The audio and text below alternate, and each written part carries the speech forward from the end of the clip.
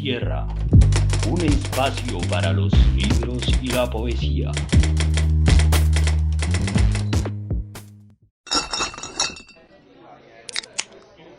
Los muertos no me necesitan, ni tampoco los vivos, pero tal vez los muertos se necesitan a sí mismos.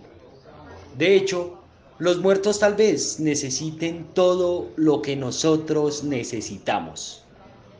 Estas palabras pertenecen a nuestro poeta invitado Charles Bukowski.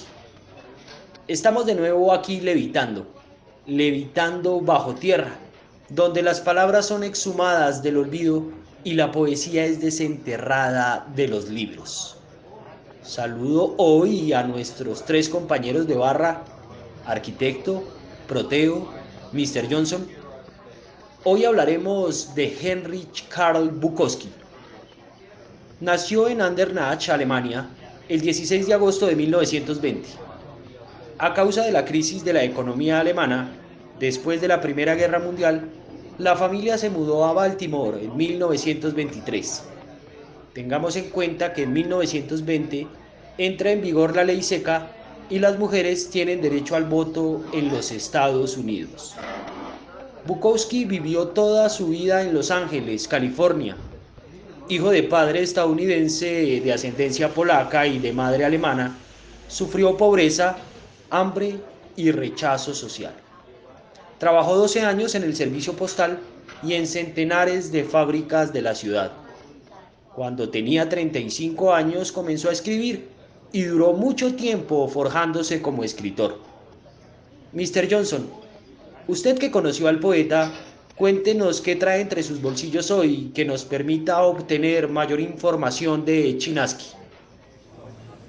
¿Qué tal, señor Barman? Como diría Bukowski para una entrevista de una revista norteamericana, empezó a beber a los 13 años para calmar el dolor que le producían los golpes que le propinaba su padre, y a manera personal en sus escritos de Un viejo indecente de 1969 diría que para escribir hay que evitar a Faulkner, a Shakespeare, a George Bernard Shaw, pero que había que incluir una lectura de Céline, del extranjero de Camus, habría que leer a Crimen y Castigo de Dostoyevsky y a los hermanos Karamazov, todo Kafka y a Turgenev. Así es, Mr. Johnson. Bukowski era alcohólico y ludópata aficionado de las carreras de caballos. Nunca tuvo apoyo financiero y solo hasta los 50 años comenzó a vivir de su escritura. Estudió periodismo mientras trabajaba, pero no terminó la universidad y durante varios años publicó sus poemas en revistas underground. Sus versos tratan de la desidia, el ocio, el alcoholismo, el sexo borracho, las apuestas, el hastío del trabajo y la violencia doméstica. Black Sparrow Press de John Martin, una editorial fundada en 1966, publicó toda su obra. En principio la editorial comienza comprándole 4 poemas por $30 cada uno, hasta que llegaría a recibir $100 al mes por dedicarse solamente a escribir. Este dato lo compartimos porque conocemos los intereses financieros de nuestros oyentes. En 1994, año de su fallecimiento, escribió su última novela Pulp, pero ya tendremos tiempo para conocer más a fondo su bibliografía. En relación a la pregunta que se suelen hacer los poetas sobre qué es el amor, Bukowski escribió: ¿qué es el amor? El amor es una niebla que quema con la primera luz del día de la realidad. Y hablando de su experiencia en la vida en pareja, se refirió: las partes buenas de nuestra relación eran como una rata revolviéndose y mordiéndome en el estómago. Para no llenar de frases nuestro recorrido, sino que podamos ahondar en un solo trago una de sus cantingas, pasemos a nuestro primer segmento y escuchemos el poema que de Charles Bukowski estudiaremos hoy. La letra excavada. En sus obras se retratan personajes estrafalarios y marginales, prostitutas, borrachos, vagos, vividores, jugadores arruinados y bravucones que se desenvuelven como sonámbulos o avivatos por una ciudad que los desprecia.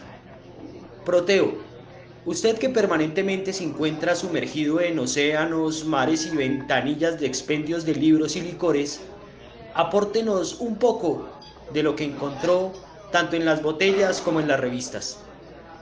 Un cordial saludo para quien nos escuche y para todas las voces que hoy nos acompañan. En esta ocasión quiero contarles que en el año de 1960 Bukowski publicó su primera obra y su celebración de este hecho consistió en intentar suicidarse utilizando gas dentro de su habitación. Sin embargo, en medio del éxtasis y la embriaguez de su primera publicación, en el último momento el poeta cambió de idea y digamos que esto fue lo que permitió darle continuidad a su carrera. Y pues muerte de Bukowski, que vendría años después, no tardaron en aparecer ediciones inéditas que permanecían en su archivo personal. Y entre todas ellas han destacado las colecciones de poesía que han logrado un gran éxito, pues han sido publicadas en ocasiones de manera temática con otros textos, hablando de gatos, por ejemplo. Sin embargo, el académico Abel de Brito, que es un gran seguidor de Bukowski, comenzó a leer estos poemas y se llevó una gran sorpresa. Se preguntaba dónde estaba el autor pendenciero y mal hablado que todo el mundo conocía. Y pues resulta que las ediciones de poemas de Bukowski parecían sacadas de un libro de poemas isabelino, digamos, ¿no? En comparación con sus anteriores textos. Entonces el autor obsceno, profano, maldito, digamos, insultante, iconoclasta, que era misógino e incluso machista, pues no aparecía por ninguna parte. Entonces en su lugar parecía haber tomado su cuerpo y su palabra un tipo aficionado, qué sé yo, a los arcoíris, a los unicornios. Y de Brito, pues entonces se preguntó cómo esto estaba sucediendo y decidió acudir a los papeles originales de Bukowski para comparar los poemas originales con los que habían sido publicados. Y se dio cuenta que pues los editores, digamos, no habían visto el potencial en el lenguaje típico de Bukowski y lo habían cambiado haciéndolo más amable, ¿no? Entonces esto se refleja muy bien en el poema Tigre de Piedra Mar Congelado, que fue cambiado por completo para transformarse finalmente en el poema Como un delfín. Claramente Bukowski no es el tipo de persona que se compararía con un delfín, pero de ese poema original solo quedaron 3 líneas. Todo lo demás fue retocado por un editor con buenas intenciones para su bolsillo, desde luego, y quizás con el objetivo de convertir a Bukowski en una especie de gurú comercial a través del cual pudiera incrementar su lucro. Y otros estudiosos y otros escritores ya habían también denunciado este tratamiento sobre la obra de Bukowski por parte de algunas editoriales. Y este tratamiento, pues lo que había hecho era blanquear temas como el alcohol, las drogas, el sexo y la locura, que eran constantes claras en la obra del escritor. De Brito ha sacado una nueva edición de sus poesías completas, en la cual ha respetado al máximo el texto original. Este libro se llama Storm for the Living and the Dead, Uncollect and Unpublished Poems. Y pues es como una oportunidad que tenemos de acceder a Bukowski sin estos filtros y maquillajes que muchas veces las editoriales emplearon para incrementar su lucro a costa de la crudeza de la obra de este autor. Muy interesante, Proteo, estas aclaraciones a la luz del vaso. Arquitecto, abra su libro digital o de papel y encarne el poema que nos convoca hoy a brindar con los vasos y las copas llenas de sílabas.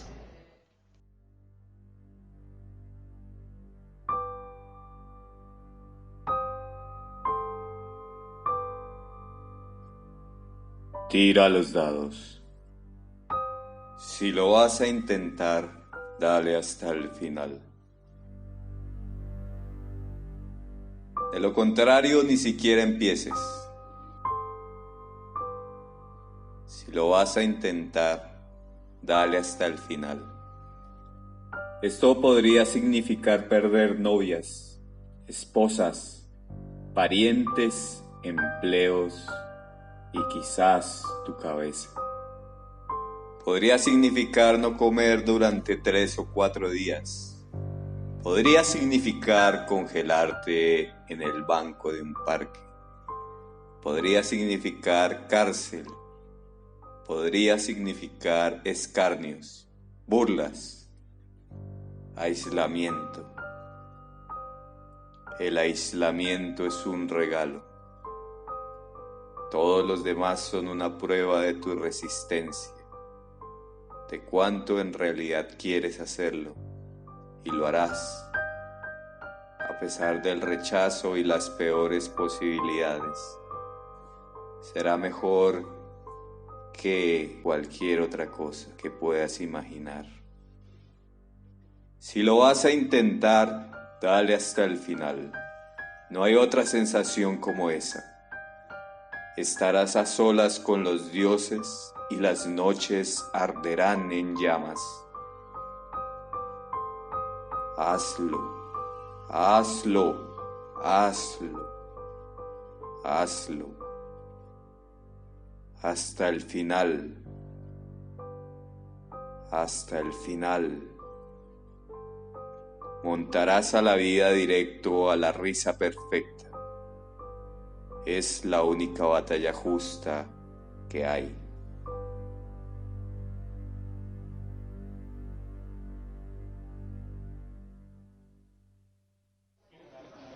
Esta traducción del inglés que muy amablemente nos compartió el arquitecto pertenece a la editorial Buenos Aires Poetry, publicada en el 2018, y es asimisma extraída de What Matters is How Well You Walk Through the Fire, de 1999, una traducción de Juan Carlos Villavicencio. Vámonos por otra jarra para cargarla de análisis y pasemos a nuestro segundo segmento. A profundidad. Proteo, que usted haya escuchado lo mismo que nosotros no quiere decir que entendimos lo mismo. Por favor, interprete usted este poema como un sinfónico que hace sonar la madera de la mesa mientras se organiza, y así nos disponemos a catar la sed que en nosotros han dejado las palabras de Bukowski.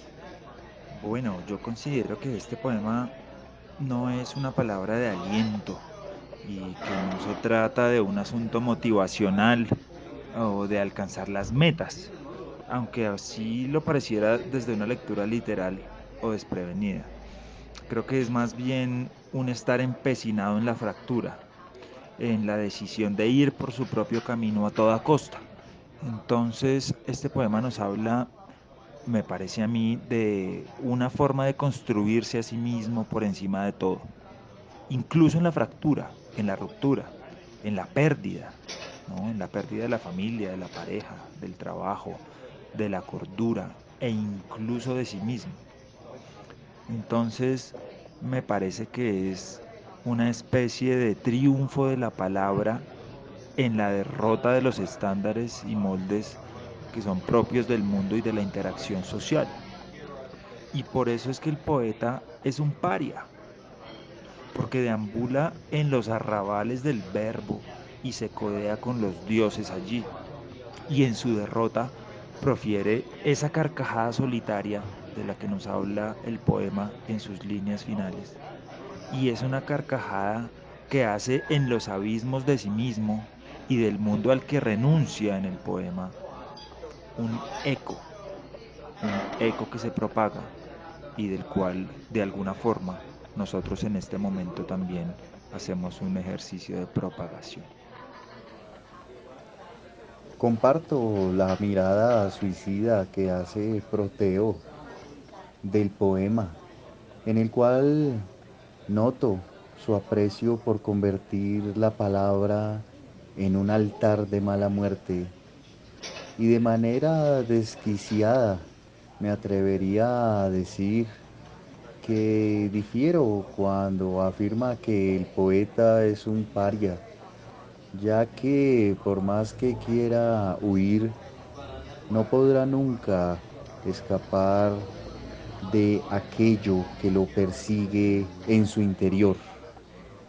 Observo que quizás Este tipo de interpretaciones conllevan a que el realismo sucio de Bukowski se convierta en una especie de surrealismo sucio con velos costumbristas, haciéndonos caer en el error precipitado de observar su literatura en una especie de cochambre entre la física moral que esconde en sus versos y la psicología que ronda en estos días por montones.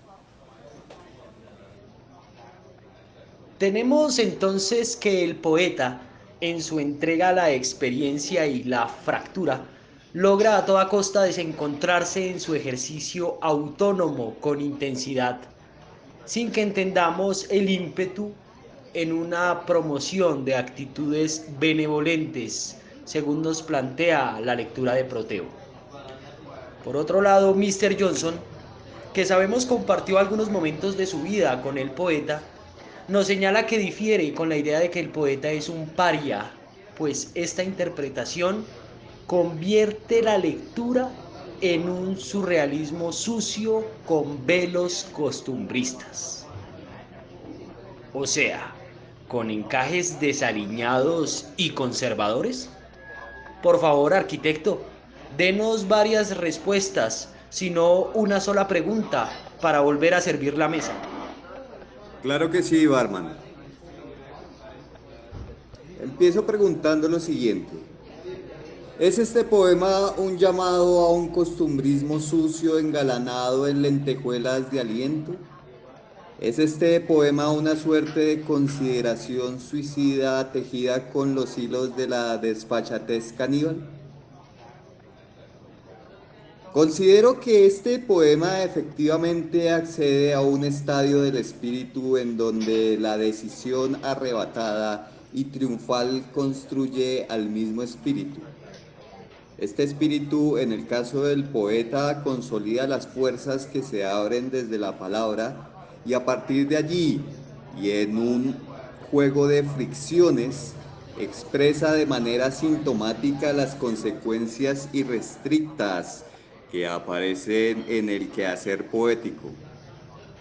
Pero el poema no solo nos habla del quehacer poético, también, como todo poema que sea digno de serlo, de la aventura ardorosa que es la vida y de las funestas fuerzas que convergen en la decisión, el intento, el ímpetu o acaso la determinación.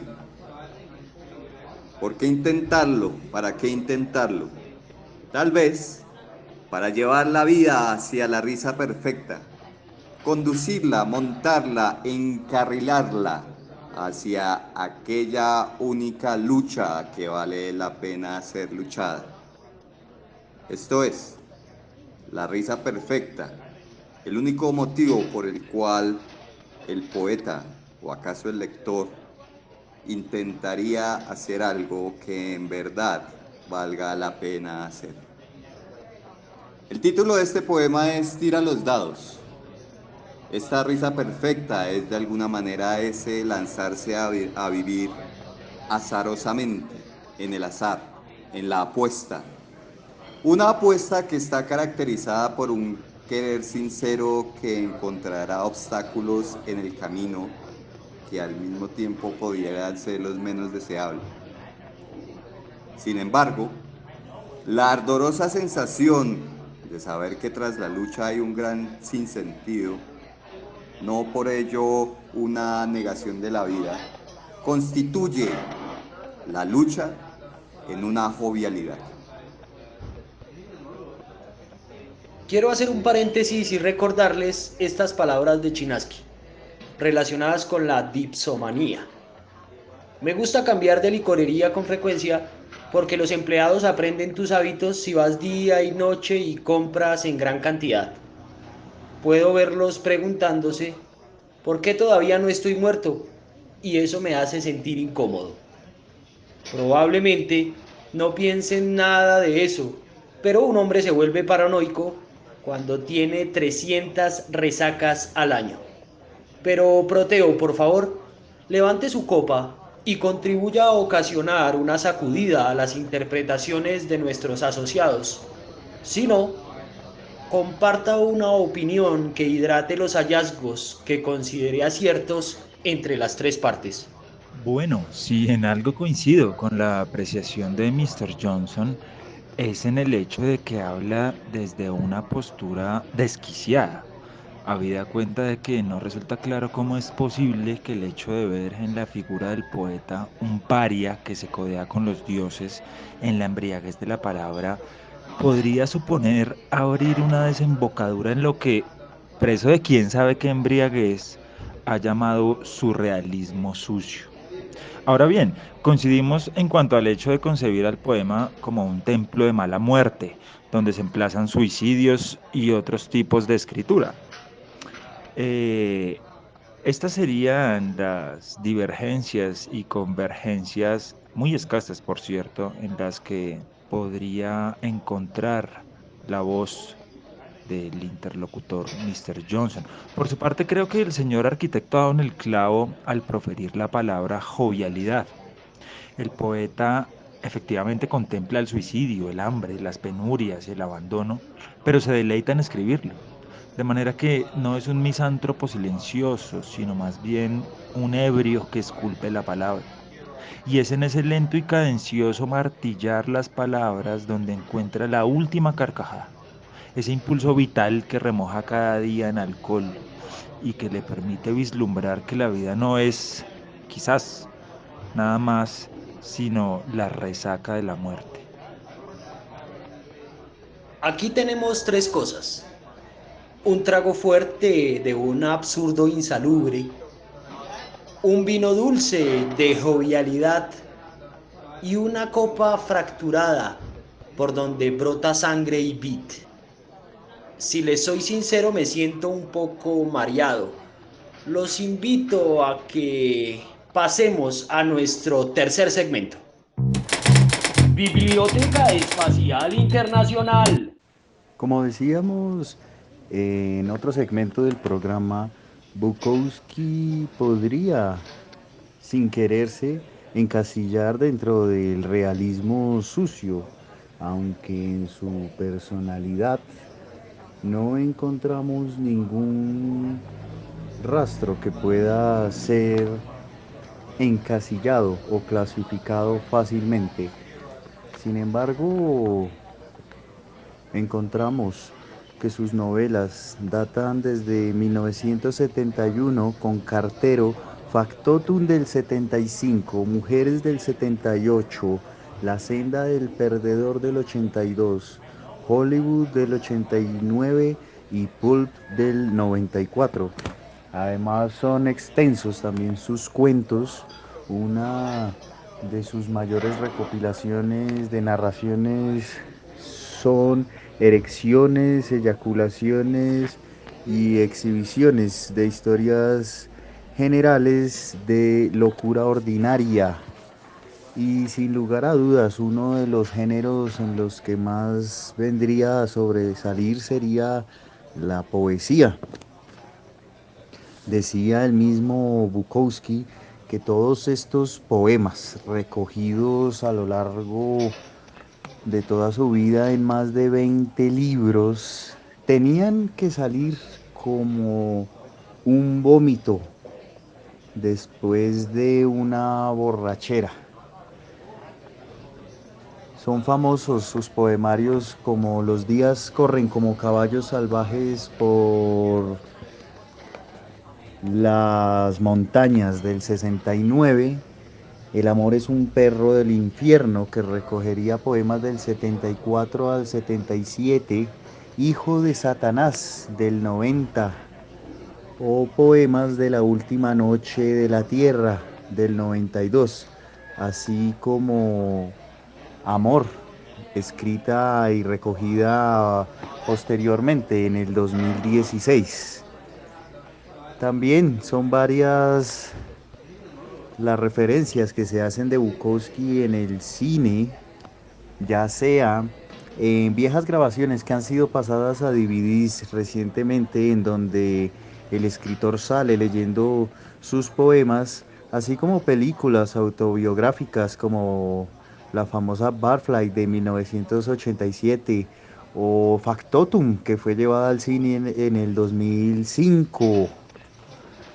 Además, podemos encontrar una serie de sus ensayos en el libro Shakespeare nunca lo hizo, de 1978. Además, podemos leer una de sus entrevistas recogida en el libro Lo que más me gusta es rascarme los sobacos. Bukowski ha sido vinculado al movimiento Beat, conformado por escritores como Ginsberg, Kerouac y Burroughs, pero nunca se sintió identificado con ellos. Es importante destacar la influencia de John Fante, un escritor que precedió y admiró Bukowski, cuya influencia siempre fue reconocida por el escritor. En una entrevista para el Chicago Literary Times, para Arnold Cale, Bukowski comenta: tenía dos opciones: quedarme en la oficina de correos y volverme loco, o salir y jugar a ser escritor y morirme de hambre. Decidí morir de hambre. Estaría bien que los oyentes organicen una cita con la poesía de Bukowski, como quien sale con un amigo a descunchar memorias. Seguramente lo harán, porque la embriaguez de su lectura es exuberante y beoda. Por ahora, demos paso a nuestro cuarto segmento. Correspondencia de alto rendimiento. Barman, desde la Puerta del Llano, Villao la Bella, la capital de la tierra llanera, el corazón del oriente, o como comúnmente se conoce Villavicencio, capital del Meta, nos envían este mensaje ebrio de entusiasmo. Pues me pareció interesante el tema. Saludo especialísimo a todos ustedes.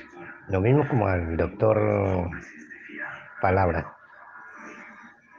Yo, no, doctor Palabra, créame que muy ameno, escuché muy bien, por eso me creo y como le dijera,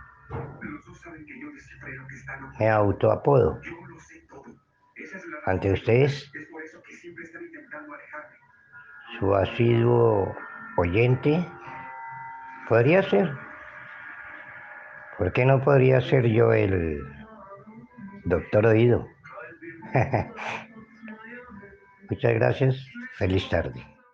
Mr. Johnson, hoy hemos avivado el alma y el cuerpo de un amigo suyo, de un poeta que encontró en el fondo de una botella un motivo y en una hoja una intención de fermentada tinta. Cuéntenos de su amistad, qué más sabe de él, qué más nos puede decir acerca de su vida y de sus letras. Barman, le pediría que abriéramos otra botella para poder continuar con nuestro diálogo, o que dejara de esconderme inútilmente la absenta para tal vez envenenarnos en este momento en que las palabras de Bukowski llegan a nuestros oídos. Pero por ahora le quisiera recordar algunos datos sobre el mismo Charles Bukowski.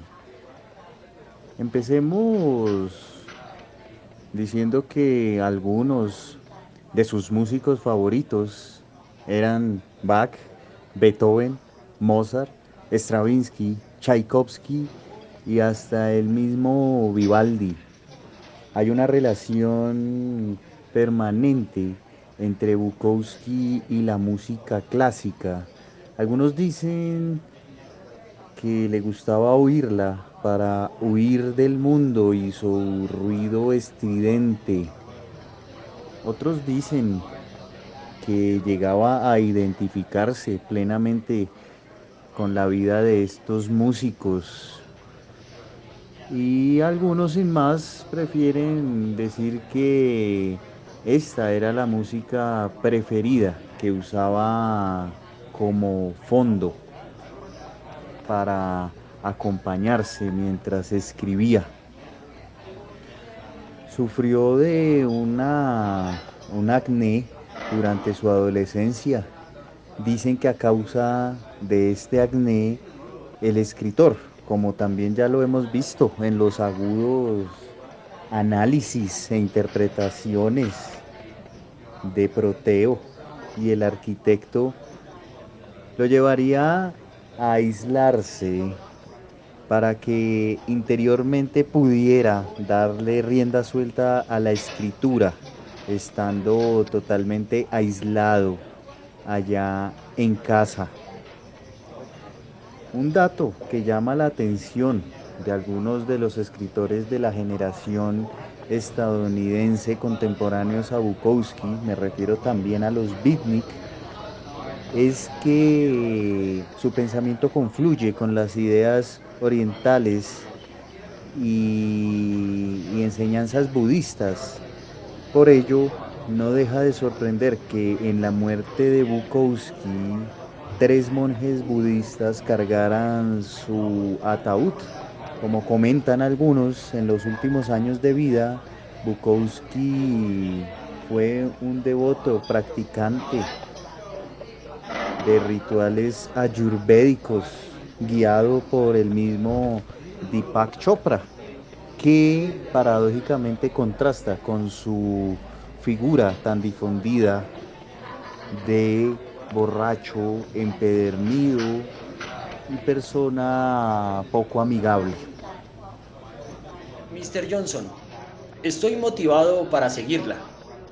Es cosa de preguntarle al arquitecto y a Proteo si también se animan. Estamos llegando a la agonía del programa. Los invitamos a que nos escriban a levitandobajotierra@gmail.com o que nos busquen y comenten, que nos compartan sus audios para reproducirlos en los próximos programas a través de nuestras redes sociales.